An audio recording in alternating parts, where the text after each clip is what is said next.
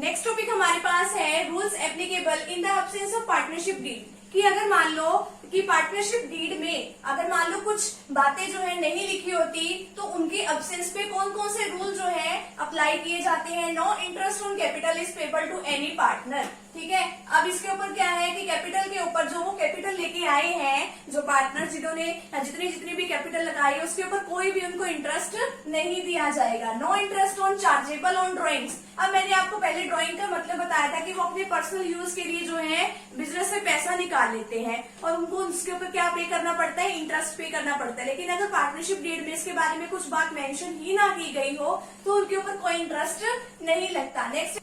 Next है interest on loan is payable eight 6% per annum. कि अगर मान लो कि जो पार्टनर है उन्होंने फर्म को लोन दिया हुआ है और पार्टनरशिप डीड के बारे में कुछ भी नहीं कह रखा कि इसको इतने परसेंट से ये जो है इंटरेस्ट वापस करना है पार्टनर को, तो वो फर्म अब उसको कुछ ना कुछ तो देगी वो, ठीक है, इंटरेस्ट। तो वो क्या मानेगी, उसको चार्ज माना जाएगा। चार्ज क्यों माना जाएगा, चाहे फर्म के पास प्रॉफिट हो या ना हो, ठीक है, या लॉस हो, लेकिन फर्म को वो जो है इंटरेस्ट उसको पे करना ही पड़ेगा। लेकिन कितने परसेंट से पे करेगी वो, 6% से। Next profit should be distributed equally. अब जो प्रॉफिट जो डिस्ट्रीब्यूट किया जाएगा वो इक्वली डिस्ट्रीब्यूट किया जाएगा, यानी कि इक्वल रेशो में 1:1। अगर दो पार्टनर अगर 3 है तो 1:1:1।